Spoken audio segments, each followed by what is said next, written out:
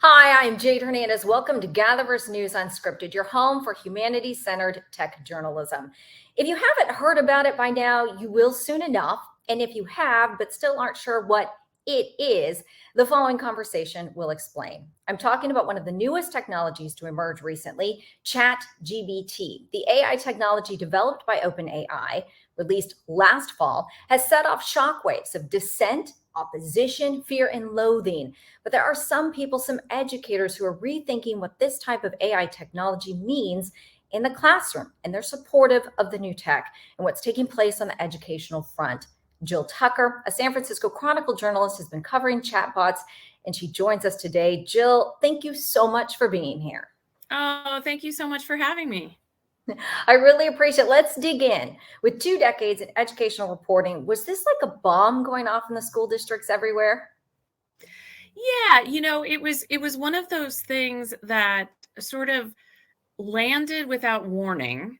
And I think the best way to describe it is it freaked people out because it really was something that they hadn't seen before. This idea that this technology could answer equations, could write essays, could do so many of the things that the teachers were asking students to do in high school, elementary school, middle school, and even college, and could do it in seconds. That it's incredible. I think when people started hearing about what it could do, there was skepticism, and then there was let's try it, and then oh my god, what does this mean? And I know that it's really easy to sign up for ChatGPT. I did it myself, so we can play a little video of that process just to kind of give people an idea, because I know some people are very familiar with the term, or they might know what the technology does, but they've not actually signed up and actually seen, the little question box that pops up that you can literally ask it to do anything. I want to give a little definition.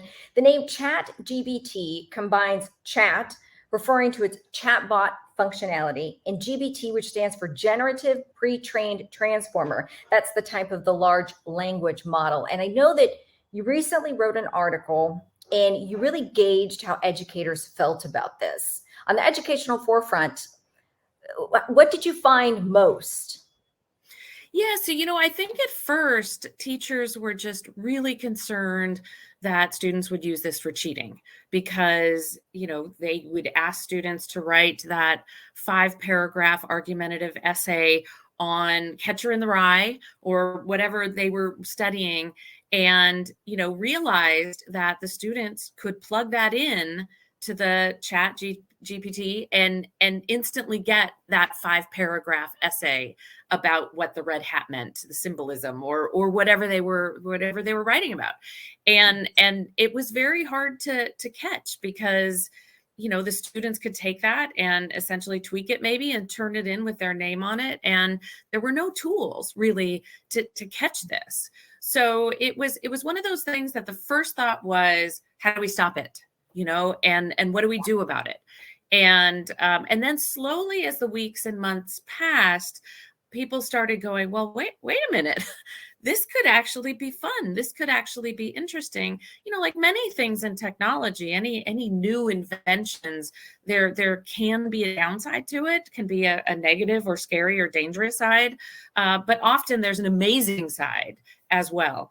And so it's as the months progressed, teachers started looking at this and thinking, okay, how do we prevent the bad stuff? But also, how do we use this to not only make our lives easier, but make education better? Well, and you were talking about that, how to make it better. There were some deficiencies already. People, educators knew that cheating is and was happening. So, what places did you see where those, rooms for reform were actually starting to emerge? That teachers in the classroom are having to go, okay, you know what? I've got an idea. Yeah, so if you acknowledge, for example, that ChatGPT can write that essay in literally seconds, if you've played with it, or create your outline for whatever topic that you're looking for, teachers kind of went, okay. So if ChatGPT can do that, how can I use that to actually teach what I'm trying to teach? And so they started looking at ways to incorporate ChatGPT into the lesson plans, into what students were doing, so that it wasn't something to be afraid of. It was actually a tool for them to use. So one example a teacher gave me, she was working with students to write their college essays. Okay, the dreaded, awful college essay that everybody has to write. And so what she did was she had ChatGPT take the same topic, maybe it was a summer job or something like that, and write 5 different college essays about that topic, but she gave it different instructions. She said, do one in a funny tone, do one in this type of tone, do one in another way. And then she gave it to the students to look at the different versions of this college essay, same topic, same idea, and look at how it could be communicated. And so students were all of a sudden going, oh my gosh, the tone, the student's ability to communicate with humor or in other ways, how to organize it. They could actually start thinking of how all of those things, the syntax, all of those things, they could use as tools when they were writing. And so it really was, gave this wonderful, wonderful lesson of using it as a tool rather than being afraid of it. How did you feel about it? Were you skeptical at first? Oh gosh. So as the journalist, I'll tell you, I didn't even want to log on to ChatGPT because we never want to even be associated with a tinge of plagiarism or having somebody else do the work. So the idea of even having an account, of logging on, just was terrifying to me. But for this story, I actually did. And I asked it to do various things that I would actually do in the course of my research or in the course of my writing. And it was pretty stunning that you look at this and see it, forget, writer's block. It doesn't have writer's block, right? So it just keeps writing. And in fact, we can pull that video up again. I asked when I signed up, write an essay about ChatGPT, and it was instantaneous. I mean, if we can show that video one more time, it literally line by line, you see it come up. It says introduction. It ends with a conclusion. You're absolutely right. To me, it's terrifying, but in the same way, I'm sitting back in awe that something like this can actually do this. Right. But it's interesting. What I noticed though, and I saw these things, and hopefully students are seeing this too, young people and teachers, it's boring. It's taking everything that it can from the internet and every source that it has, and it creates basically an average, right? It takes all of that material and it writes it, and it's mediocre, right? It's average. It's kind of boring. And a lot of times it has wrong information because, as we all know, not everything on the internet is accurate. And so you can see a lot of different issues that come up. So I think, there's a word of warning. There should be a label warning label on this saying, beware, not everything is accurate, which teachers have started seeing too. Students that turn in this AI work, the teachers are like, yeah, this is all wrong, so it's pretty easy for them to catch. Yeah. Yeah. In the time that you've written this article for the San Francisco Chronicle, have you seen any changes? Have principals or districts or schools maybe changed policy in that time? I mean, it's toward the end of the year. So next year, I'm sure everyone will be gathering together and discussing how to actually deal with something like this. But are you seeing that or hearing anything? Yeah, at first there were some pretty large districts like LA and New York that banned access in the school districts. But what I'm seeing now, even since I wrote the story, is that we're really starting to see just an explosion of resources for teachers to use to access this AI technology. So, for example, there's an artificial intelligence teacher toolkit.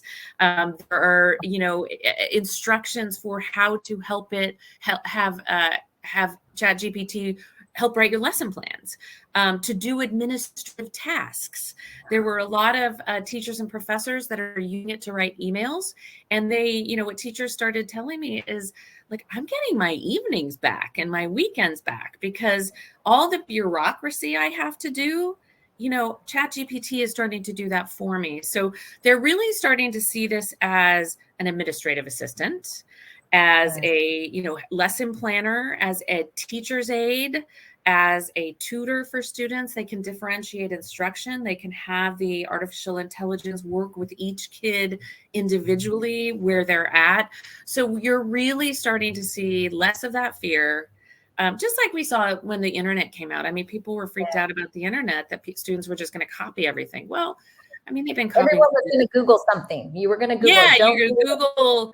Yeah. And, but we used to copy from encyclopedias when we were, those of us who are a little older, right? So, you knew exactly where to go. Yeah. And, and using the Cliff Notes for, when we didn't read War and Peace. So, you really are seeing, teachers really, at first they were kind of dipping their toes in it. And now I think they're just jumping in fully. So this is a tool, but tools can be used for good and for bad. And I know that you discussed Furman University and a professor who was like at the forefront and realized that students were cheating. Do you think that the cheating aspect will be just like any other, a student where a teacher realizes they've plagiarized a certain author or wherever they've accessed their resource? Do you think that that's still going to be part of the curriculum, that yes, okay, we can use ChatGPT, but maybe we're going to have to look at, there's going to be some restrictions. There's going to be, we can't copy word for word. We have to use it as like you said, a learning tool. Yeah. And I think, what I've heard from teachers and professors alike is that, look, academic dishonesty is academic dishonesty. And we have to teach young people what that is and why it's a bad idea, whether you're writing crib notes on your arm, like, our parents did, right? Or you're texting answers, or you're copying from the internet, or whatever you're doing. You're teaching young people what academic dishonesty is, what plagiarism is, what it means to do your own work, why you should be doing your own work. All of those things are really important still in terms of just creating that moral and ethical standard in education. There's always going to be a way to cheat. And, the general idea is, yes, catch the ones who do. But, and there's tools for that. There are now online tools that people can use even for ChatGPT. But, but really help students understand that regardless of what tool they use to cheat, it's wrong. It's still cheating. It's still cheating. It's still bad. Yeah. The last line of your story really stayed with me. It was, quote, "I think it probably excites me more than it scares me, but I think it really depends on who's using it." And it sounds as if you learned a little bit along the way that shifted your perspective as well. Would you say? Yeah. I mean, I definitely had a very sort of knee-jerk, I don't like this. And I've seen too many Terminator movies with artificial intelligence taking over the world. You're a product of that generation for sure. But really, I after talking to these teachers, I mean, these folks are on the front lines. They're working with kids every day. And really their excitement and their enthusiasm was contagious, and about what the potential is for this. And I even think, journalists are actually now dipping their toes into of looking at, okay, what are some story ideas about this topic, or what is an outline that could be used. Now, if we use that as a tool, it is it's still our brains that are making the decisions. It's still our own thought process, our own skill set that is ensuring, the quality, the thought behind it, the critical thinking. Look, a machine doesn't do critical thinking. That's what people do.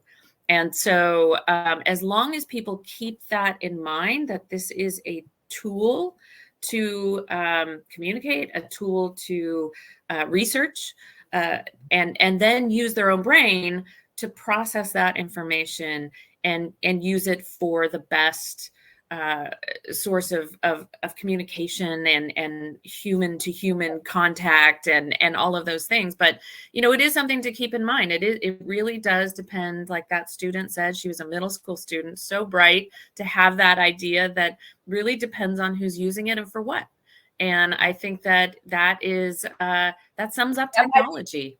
And that might be the question over the next couple of years. That's where it goes. Not necessarily, is it good or evil? It is how we use that tool and who uses that tool. And I think if a lot of students are saying, if I never have to write that, boring 5-paragraph critical essay again, and can find ways to communicate without having to rewrite an essay that a million students have done before.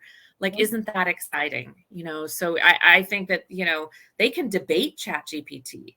You can ask ChatGPT to debate you and have you go through the meaning of that red hat and Catcher in the Rye.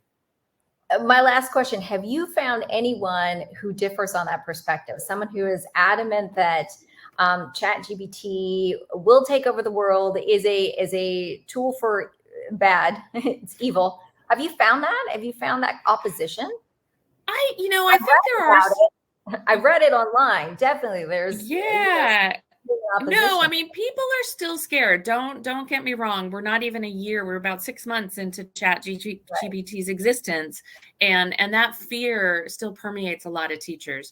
I think, just as computers did with some teachers who, it's generational in terms of wanting to incorporate new technology or new ways of thinking and learning, that, their focus is still on what it can do negatively.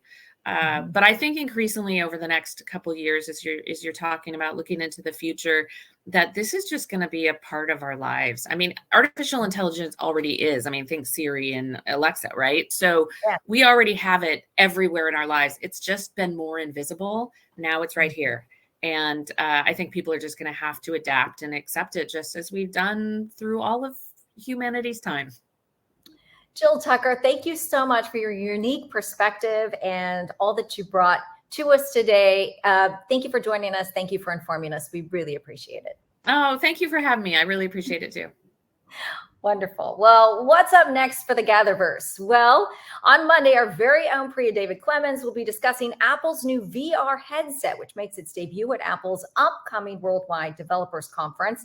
More on that to come. And next week, we'll show you what the GatherVerse News teams brought back with them from the AWE Expo. That's the Augmented World Expo in Santa Clara. That's Monday at noon right here on GatherVerse News Unscripted. That's all from the GatherVerse today. I'm Jade Hernandez. Have a great weekend, everyone. We'll see you back here next week. Until then, bye-bye.